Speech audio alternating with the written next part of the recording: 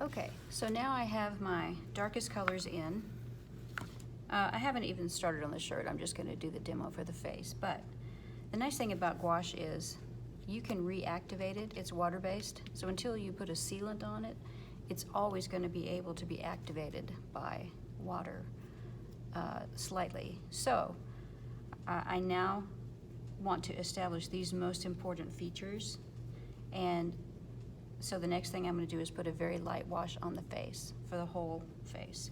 So that light wash, as I look in my posterized picture, which there's no reason not to use Photoshop. It's there for us, so why not use it?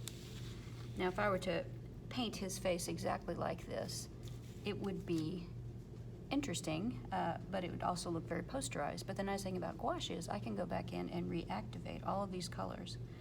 I'm working on a limited palette, just 5 colors. So looking at this color of the face, I can see that it's almost white.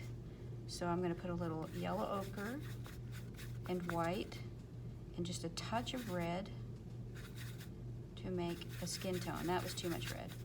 So if I go too far, then I'm going to put a little bit activating stuff in here too. If I go a little too far, I just go backwards. Add a little more red, add a little more yellow. So Caucasian people are peach mostly.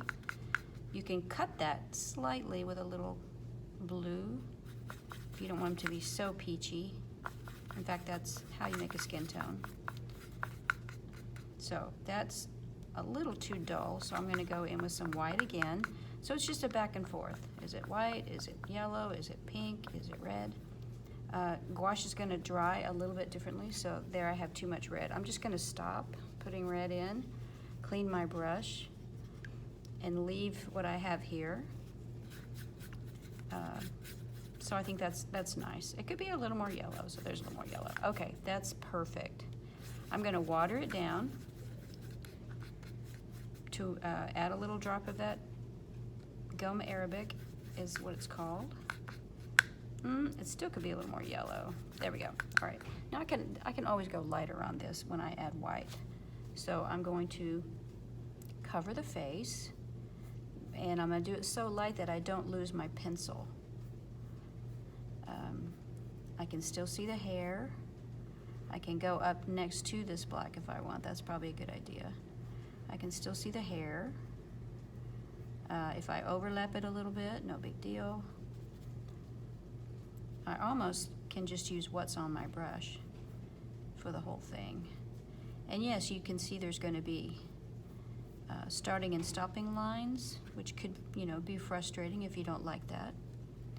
But I would say just try to quickly cover it. Try to not reactivate the black as much as possible.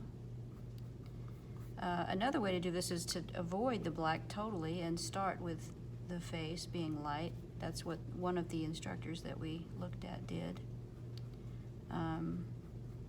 But I like to have an example of the lightest lights and the darkest darks so I can judge the rest of it and maybe not get a surprise at the end that my lights are not light enough, etc. But for a beginner, it probably would be best just to go ahead and cover the face with this tone. And honestly, the whites of the eyes are this color of skin tone. So I would lightly go ahead and put this in here. And, I'm just going back and forth, dabbing and dabbing and dabbing, stroking. There's not any right or wrong way to do this in the beginning, because all of this, like I said, can be covered up, reactivated, etc. The main thing is we just want to get a nice light tone on the skin. Now you can see if I go back over it too much, I'm going to lift up what's underneath. Now, if I want that, that's great. If I don't want that, I need to let it dry. If I'm totally happy with a color and where it is, like I think on this part of the skin, that's very nice. Dabbing my brush and like doing a little pointillism for a couple of little areas that, if this was a pencil, I would be making the tones just a little bit darker.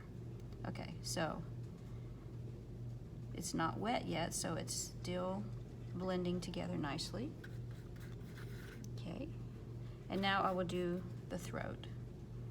Just keep it all nice and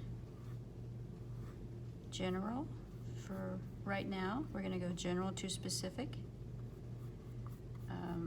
Probably can go ahead and cover the lips too. His lips are very important in this portrait.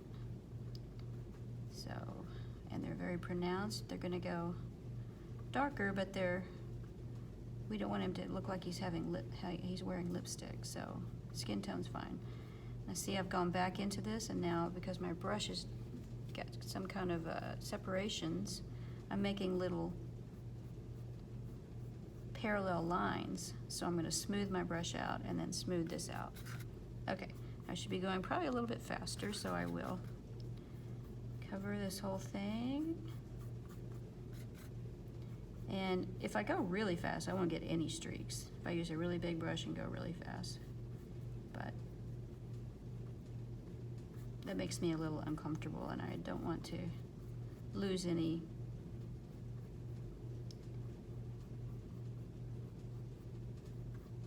values at this point. So there is Braden, and I'm happy with that. So my next step will be to let this dry and then go in and say, all right, what's my next tone? Looking at the photo, my next tone, right now we have this tone down. My next tone is going to be a little bit darker. Now, this photograph has much more variation, but if I squint at this, I think it's smarter to kind of follow this. This is just a general shape right here, so I'm going to try to match, that's probably yellow ochre and maybe a little bit of black. I'm going to try to match this color all the way around and not divide it up with all these little greens and reds. I can go back and do the greens and reds later if I like them, but right now I'm just going to be careful and safe and just fill in my next, like a paint by number, fill in my next value, and that will be in a moment.